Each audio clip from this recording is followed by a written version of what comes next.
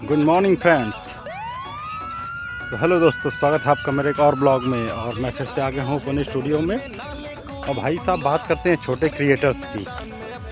तो जो दिल्ली, बिहार, तैयारी है, रामपुर, इतनी जगह जितना भी भाई साहब प्रोटेस्ट चल रहा था, आप उसमें ये देखिएगा कि छोटे क्रिएटर्स की भूमिका कितनी रही है। भाई साहब ग्राउंड लेवल से उन्होंने जो रियलिटी दिखाई है, आप ये अनुमान लगाइए कि जितने भी बड़े प्रतिष्ठित न्यूज़ वो थे, पार्टियां जो न्यूज़ कवर करती थी, जो बड़े बड़े न्यूज़ चैनल थे, उन्होंने भाई साहब सच्चाई नहीं दिखाई। जब पुलिस की बर्बरता हुई तब भाई साहब उनके कैमरे डाउन थे। और जब पब्लिक ने रिएक्शन और स्टूडेंट ने जब रिएक्शन दिया, तब वो ये बता रहे थे कि देखिए किस तरीके से ऐसे प्रोटेस्ट होता है क्या, हमारे देश के जवानों को मार रहे हैं, पुलिस वालों को मार रहे हैं। जब उनकी तरफ से लाठीचार्ज हुआ तब भाई साहब वो बिल्कुल शांत थे, ना कोई कैमरा ना कुछ। ये जो छोटे क्रिएटर्स थे, इन्होंने हिम्मत दिखाई, भाई साहब ग्राउंड की रियलिटी दिखाई कि एक्चुअल में वहाँ हो क्या रहा था। तो प्रोटेस्ट का एक फ़ायदा तो मिला कि भाई साहब किसी भी जाति, धर्म, समुदाय से कोई भी व्यक्ति हो, भाई उसने अपना 100% योगदान देने का काम किया है। और उसी का ये है कि स्टूडेंट की जीत हुई है। और भाई साहब अब नए शिक्षा मंत्री बने हैं, देखिए क्या होता है। और ये सोचने वाली बात है कि क्या वो भी सही से काम कर पाएंगे। जो देश की शिक्षा व्यवस्था है, जो इतने ख़राब दौर से गुजर रही है, क्या वो सही कर पाएंगे। तो ये तो आने वाला वक्त बताएगा। जब एक आध एग्ज़ाम होंगे, कंपटीशन लेवल होगा और कंपटीशन एग्ज़ाम होंगे, तो उसमें ये पता चलेगा कि कैसे क्या हो रहा है, क्या नहीं हो रहा है। तो अभी तो फ़िलहाल नए वो मंत्री बने हैं, तो देखते हैं। अतिरिक्त भार उनको मिला है शिक्षा मंत्रालय का।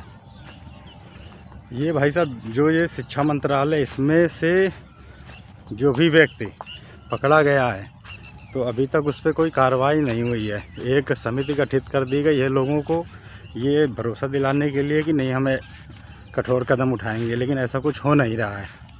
तो अब ये देखते हैं कि आगे क्या होता है। तो लगभग 28 या 30 दिन होने के बाद भी रिज़ल्ट वहीं पे वहीं है। और देखते हैं क्या होता है, क्योंकि ये हुआ तो है लफड़ा कहीं ना कहीं।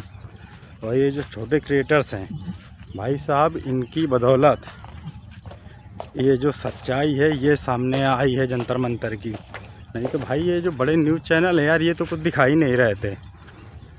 अब सोचो कितने सारे लाखों लाख बच्चे थे, बहुत सारे क्रिएटर्स थे। अब क्या है, प्रोटेस्ट करना है क्या, उसमें क्या हंसी मजाक नहीं होगा। लोग अपना स्ट्रेस कैसे दूर करते हैं। अभी आप टेंशन में बैठे रहिएगा तो यही रहेगा यार कि क्या करें, चलो कपिल शर्मा शो लगा देते हैं। कुछ देर के लिए जो अपनी सारी समस्याएं हैं, चिंताएं, कम से कम उनसे तो थोड़ा सा मुक्ति मिलेगी।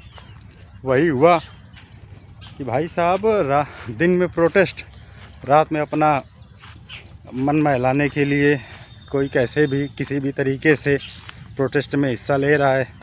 और वापसी में भाई साहब, अभी एक कल वीडियो में देख रहा था, उसमें 2 लड़कों को भाई साहब किसी एक घटिया इंसान ने भाई साहब रोक के उनसे पूछा कहाँ गए थे, क्या करने गए थे।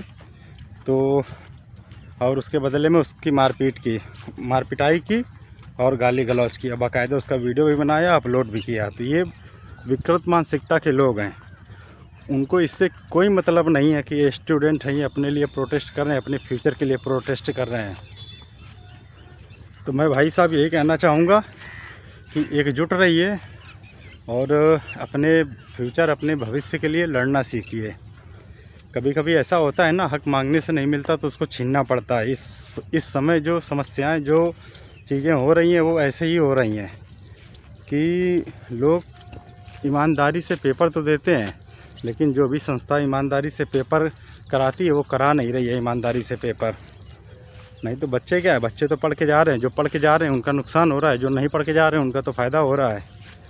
तो आप ऐसे समझिए कि यार पैसा है तो पावर है, और जो पैसे के बल पर पावर अगर किसी को मिलती है तो भाई साहब जितना पैसा लगता है वो सबसे पहले उस पैसों को निकालने की कोशिश करता है कि हमारा गलत तरीके से सिलेक्शन हुआ है, हमने 20 लाख दिए हैं तो पहले मेरे वो 20 लाख मुझे मिलने चाहिए। इसके लिए वो करेगा क्या? किसी बड़े नेता खोटा के गिरेबान पे तो हाथ डालेगा नहीं, वो डालता है छोटे मोटे व्यापारियों के ऊपर,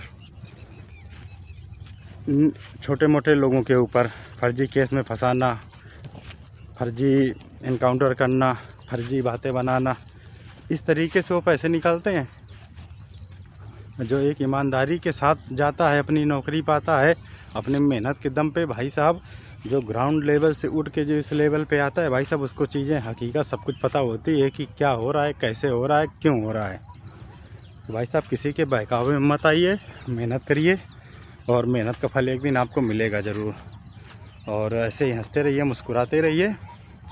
और अगर आप नए हैं मेरे चैनल पे तो इसको सब्सक्राइब भी कर लीजिए। तब तक के लिए बाय, मिलते हैं अगले वीडियो पे।